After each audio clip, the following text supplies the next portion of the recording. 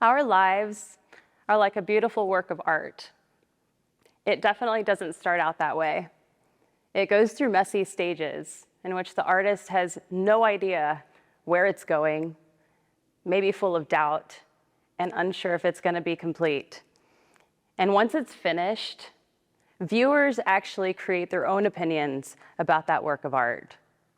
It may not be everybody's cup of tea, and only you can fully appreciate all the work and all the steps that went into creating it.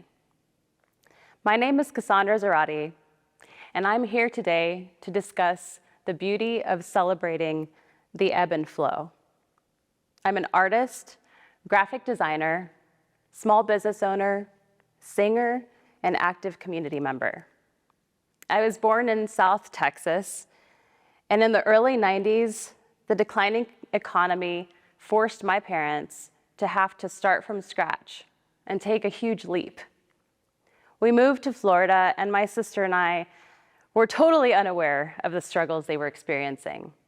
My father worked extremely hard to provide for us, and my mother stayed home to ensure that we had proper care and education. But what I'm most grateful for is the fact that even through difficult times, they celebrated everything. In difficult times, we still celebrated birthdays. In difficult times, we still celebrated anniversaries, holidays.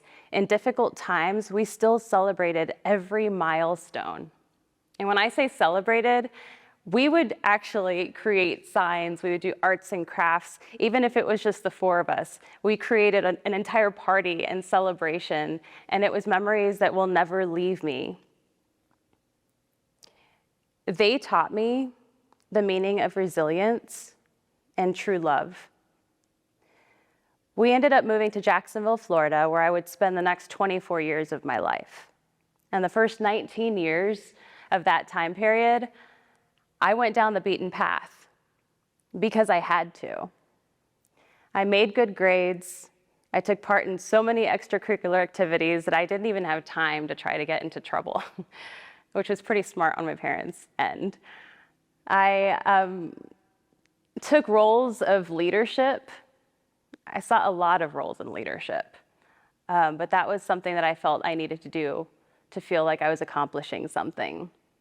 I even won the crown at my high school pageant. I earned enough scholarships and grants to pay my way through college, and I earned my bachelor in fine arts and took on a position as a graphic artist at the local newspaper.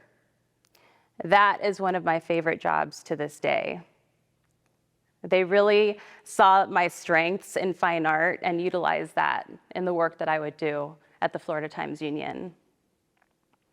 I got married, we bought a house, and that's where life threw me the biggest curveball, and I had yet to learn how to catch one. You could say that it metaphorically hit me in the face. I survived layoffs, I got divorced, and I realized that multiple chapters were closing in my life. What I didn't realize was that what was opening was an entirely new book. I learned that there are certain things in life that are simply stepping stones. They're not permanent. I also learned the really hard lesson that no matter how much good you do for others, one personal failure can overshadow absolutely everything. In my darkest moments, true friends really came through. My family was everything, and healing, it took a lot of time. Well, fast forward, and in 2017, my partner Mike and I moved to the mountains of Western North Carolina. We left everything, no plan, and we would talk about life a lot. And there were so many questions that would just circle around my head. And I thought to myself, how the heck are we going to make money? I have these skills that I developed through time, and I have a degree, but what am I going to do here? What do I do in a small town? I'd never been in a small town like this before, and that's a culture shock. And the last thing that really took the forefront of all that was, what role am I going to play in this community? I had lost so many friends. I moved away from my family. I left a community that I felt so strongly rooted in. And in moving here, we minimalized so fast, I was still readjusting. We found solace in hiking, connecting with nature, and playing music together. I also started creating art again. And in our discussions, he said something to me that stuck with me. He said, when we graduate from high school, we're given 4 years to go out into the world, make mistakes. We have permission to make mistakes, time to focus on ourselves and figure things out. Who says that we can't allow ourselves a grace period to figure things out again in life? And he was right. So that's what my time here was. It was a grace period. I have a quote by the writer Katie Reed, and she says that self-care is giving the best of you instead of what's left of you. Self-care is a necessity, not a luxury. And we need to repeat that again and again. Self-care is a necessity. It's not a luxury. And it took me nearly 5 years after moving here to really go through it. Bouts with depression, learning what my body and mind needed to be healthier. And we traveled to countries that really made us appreciate what we have here in the United States. Really letting yourself go through it and be vulnerable, those are the times when courage and creativity really shine. And when you shine, that is something to be celebrated. Once my confidence was restored, I gained the motivation to figure out my role in this new community. Now, what's the best way to figure out one's role in your community? Well, the first thing that you do is acknowledge that you are a member of a community. Whether you like it or not, you are. Then you have to ask yourself, what are the strengths and what are the needs of your community? Once you recognize that, take what your passions are and what you're interested in and ask yourself, what is a need in my community that I can help with? Now, at this stage, I had started partaking in more markets and we were performing as musicians. And I realized that my community needed more affordable opportunities and better representation of its local artists. In June of 2022, I hosted my very first White Squirrel Artisans Market. And it was a huge success. What were the goals? Well, the first thing was to keep it affordable for the participants. They're not, the guys that are established out there. These are the smaller artisans, the smaller musicians that are still trying to make a name for themselves. The second thing was providing a safe space for them to present their work. So there are times that they work so hard, and when they participate in outdoor events, they run that risk of losing artwork and damaged goods. They pay for their business cards, they pay for their flyers, and there's these things that are just being lost or damaged. So I wanted to create a safe space for everyone.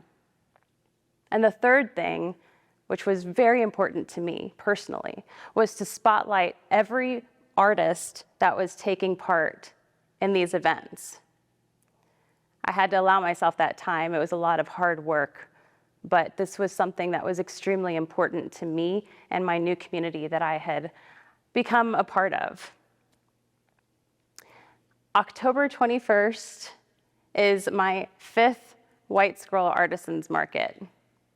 It has nearly doubled in size, and it has become entirely community-centric, which is so important to me. It features local vendors, it features local food trucks, local musicians, local small businesses, local nonprofits, and local schools. We have people that are wanting to be a part of this now. And that's a big deal for me. I'm utilizing all the skills that I had acquired over time. At 41 years old, I can say that I am at peace. Finally. I feel that I am extremely adaptable. That's the word that I feel like I've really come to terms with.